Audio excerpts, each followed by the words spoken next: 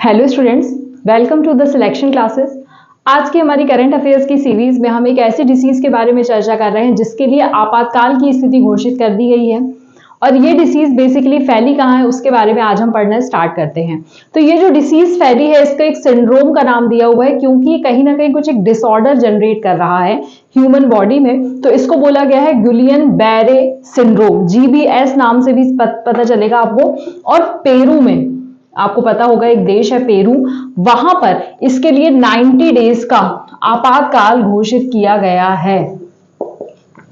अब बेसिकली क्या देखने के लिए आया है कि जो कोविड-19 के यहाँ पर वैक्सीन लगे थे उनके द्वारा कहीं ना कहीं कुछ ऐसे डिसऑर्डर्स वहां पर जनरेट हो रहे हैं लोगों पर कि जिसके की कारण उनको बहुत ज्यादा समस्या का सामना करना पड़ रहा है। इसी के कारण ये GBS सिंड्रोम जो है ये वहां पर बहुत ज्यादा फैल रहा है।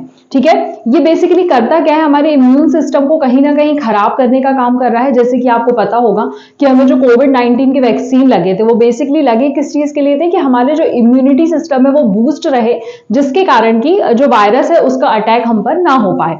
तो लेकिन यहाँ पर इस वैक्सीन को लगाने से लोगों को दूसरी परेशानियां देखने के लिए सामने आ रही हैं। इसलिए पेरू जो देश है उसने 90 डेज का यहाँ पर आपातकाल लगाया हुआ है। ठीक है, नेशनल इमरजेंसी यहाँ पर, हेल्थ इमरजेंसी यहाँ पर लगाई है। अब ये जो डिसऑर्डर होता है वो किस चीज को कहीं ना कहीं ब्रेक करता है, तो हमारे नर्वस सिस्टम को ब्रेक करता है। हमारे नर्वस सिस्टम में कहीं ना कहीं कुछ ऐसी परेशानियां क्रिएट कर देता है जिसके कारण बहुत ज्यादा परेशानियां हो रही हैं।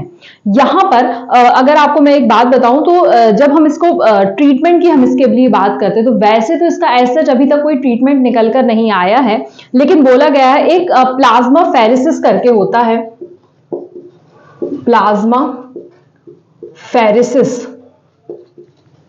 ये कहीं ना कहीं इसके लिए मददगार साबित हो सकता है। ये एक तरह का ट्रीटमेंट होता है, एक प्रिकॉशन की तरह हम ये ट्रीटमेंट ले सकते हैं प्लाज्मा फेरेसिस, जिसमें कि क्या करते हैं हमारा जो प्लाज्मा होता है उसको हमारी बॉडी से रिमूव किया जाता है और उसको रिप्लेस कर दिया जाता है किसी और फ्लूइड से।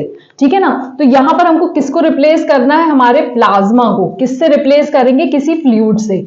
ये आपको याद रखना है, ये ही इसमें काम आएगा। ठीक है, अब क्वेश्चन पूछा जाता है बहुत बार कि ये किस तरह का कहना चाहिए, हमने पढ़ लिया हमारे नर्वस सिस्टम को कहीं ना कहीं ब्रेक करने का काम कर रहा है, लेकिन बेसिकली ये किस तरह की बीमारी है, वायरस जनित बीमारी है कि कुछ कहना चाहिए इन्फेक्शन से हो रही है। तो आपको पता होना चाहिए ये कहीं ना कहीं बैक्टीरियल भी हो सकती है और वायरस वाली भी हो सकती है। तो दोनों आ जाएंगे, ये बैक्टीरियल भी है और वायरस वाली भी है। तो ये चीज आपको यहां पर याद रखने की हो जाती है। ठीक है, अब यहां पर एक्चुअली में देखा यह गया है कि बहुत सारे जो वैक्सीन्स लगे थे उनके कारण यहां पर लोगों को दिक्कतें आ रही है। तो सबसे ज्यादा दिक्कत जो आ रही है वो जॉनसन एंड जॉनसन की, अगर आपने वैक्सीन के बारे में पढ़ा होगा तो जॉनसन एंड जॉनसन की जो वैक्सीन थी वो वैक्सीन जो है वो सबसे ज्यादा यहाँ दिक्कत कर रही है। अब ये जो वैक्सीन बनी थी ये कैसी वैक्सीन बनी थी,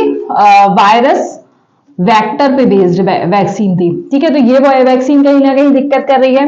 फिर आप लोगों ने फाइजर के बारे में पढ़ा होगा, फाइजर करके जो वैक्सीन है उसने भी यहाँ पर दिक्कत क्रिएट करी है। अभी फाइजर जो है वो mRNA बेस्ड वैक्सीन है जो कि यहाँ पर दिक्कत कर रही है। ठीक है ना, इसके साथ ही साथ एस्ट्रोजेनेका जो आपने सुना होगा, एस्ट्रोजेनेका वैक्सीन का नाम भी सुना होगा, एस्ट्रोजेनेका, ये वैक्सीन भी कैसी है, वायरस वेक्टर वाली वैक्सीन है। तो इस वैक्सीन से भी नुकसान हो रहा है। तो बेसिकली 3 वैक्सीन का आप लोग को नाम याद रखना है। कौन सा सिंड्रोम फैला है वो आपको याद रखना है, गुलियन बैरे सिंड्रोम। ठीक है, पेरू में फैला है, इसी के कारण से 19 डेज का आपातकाल लगा दिया गया है। क्या करता है, हमारे नर्वस सिस्टम को ब्रेक डाउन करने की कोशिश करता है।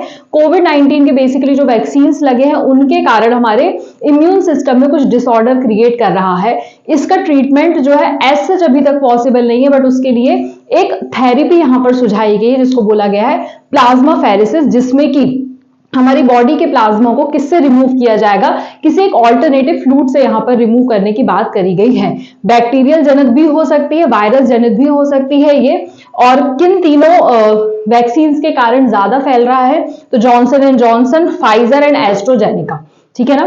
तो आई होप ये इन्फॉर्मेशन आपको अच्छी लगी होगी और समझ में आया होगा बेसिकली सिंड्रोम होता क्या है। इस सिंड्रोम को थोड़ा सा और डिटेल में हम पढ़ेंगे, साइंस एंड टेक के कुछ सेक्शन सब कवर करने वाले हैं, उनमें हम इसको अच्छे से कवर करेंगे। लेकिन अभी के लिए आप अगर इतना पढ़ लेंगे तो आपके 4 से 5 क्वेश्चन इजीली सॉल्व हो जाएंगे। ठीक है, आई होप आपको सेक्शन अच्छा लगा होगा और इस तरह के और भी हम फटाफट सेशन आपके लिए लेकर आते रहेंगे ताकि यूपीपीएससी में आप अपनी जगह सुनिश्चित कर सके। सेशन को अपने दोस्तों के साथ शेयर करिए, लाइक करिए और हमारे चैनल को सब्सक्राइब करिए। Thank you.